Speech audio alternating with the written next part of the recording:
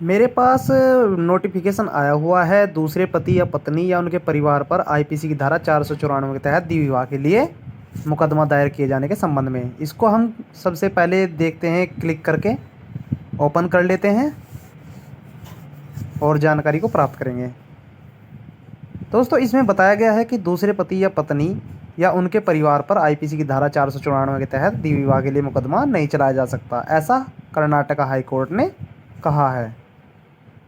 दोस्तों, आपकी जानकारी के लिए सबसे पहले मैं बता दूं कि 494 आईपीसी की धारा कब लगती है। ये तब लगती है जब कोई पति या पत्नी अपने पहले पति या पत्नी के जीवित रहते उसको बिना तलाक दिए दूसरी शादी कर लेता है, तब आईपीसी की जो धारा 494 है उसके तहत मुकदमा दायर किया जाता है उस पति या पत्नी के खिलाफ जिसने दूसरी शादी रचाई है। तो इस पर हाई कोर्ट ने स्पष्ट किया कि केवल पति या पति ही जो पहले विवाह के अस्तित्व में रहते हुए पहले पति या पत्नी के जीवन काल के दौरान दूसरी बार शादी करते हैं, उन पर आईपीसी की जो धारा है 494 के तहत मुकदमा चलाया जा सकता है। जस्टिस सूरज गोविंदराज की एकल न्यायाधीश पीठ ने कहा कि दूसरे पति या पत्नी या उनके माता पिता पर प्रावधान के तहत मुकदमा नहीं चलाया जा सकता।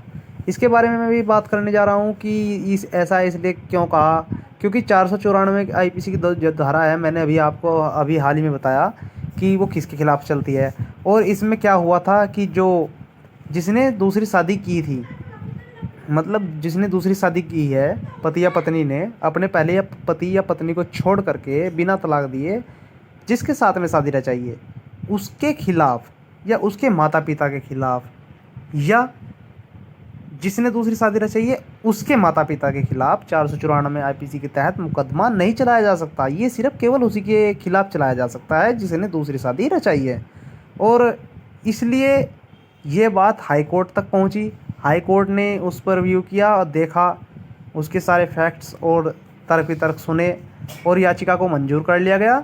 और जिसमें से स्पष्ट रूप से ये कहा गया कि जो 494 आईपीसी की जो धारा है वो सिर्फ दूसरे पति या पत्नी के खिलाफ जिसने दूसरी शादी रचाई है उसके खिलाफ ही उसके तहत मुकदमा चलाया जा सकता है। माता पिता या भाई बहन तो बहुत दूर की बात है, उन पर तो किसी प्रकार का ये मामला बनता ही नहीं है।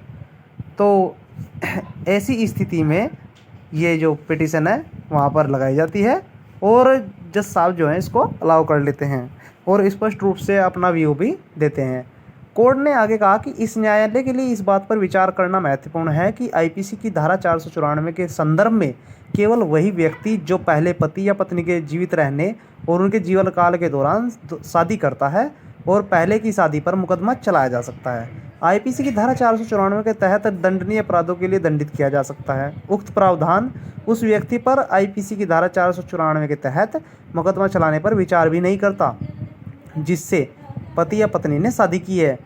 रही बात पिता, माँ और बहन की, तो उन्हें तो छोड़ ही दीजिए जिन्होंने शादी में हिस्सा लिया या शामिल हुए। तो आपकी बात समझ में आ गई होगी दोस्तों कि ये कहना कोर्ट ने क्या कहा। कोर्ट ने ये कहा कि जिससे दूसरी शादी की है पति या पत्नी ने, उसके खिलाफ तो मामला बनता ही नहीं है। और रही बात माता पिता की, उनको तो छोड़ ही दीजिए।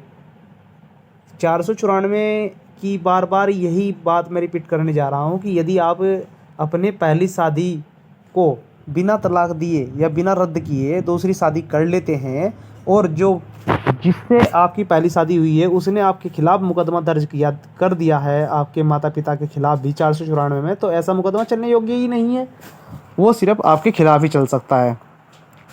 और यदि ऐसा मामला आपके खिलाफ कोई दर्ज है तो आप इसको क्वैश करा सकते हैं, ख़त्म करा सकते हैं, क्योंकि इसमें 1 साल से लेकर के 5 या 7 साल तक की सज़ा का प्रावधान है और इसमें डरने की कोई बात नहीं है। यदि आपके खिलाफ ऐसा मुकदमा दर्ज हो रखा है दूसरी शादी करने के संबंध में और इसमें आपके माता पिता को इन्वॉल्व कर लिया गया है या आपके पति या पत्नी को इन्वॉल्व कर लिया गया है, तो आप उनका नाम बिल्कुल हटवा सकते हैं। तो यदि आपको वीडियो अच्छी लगे तो लाइक करना, कमेंट करना और वीडियो को अधिक से अधिक शेयर अवश्य कर देना। केस का टाइटल भी दिया हुआ है, थिम्पा और अन्य तथा भारतीय करके, आप इसको गूगल पे जा करके सर्च कर लेना।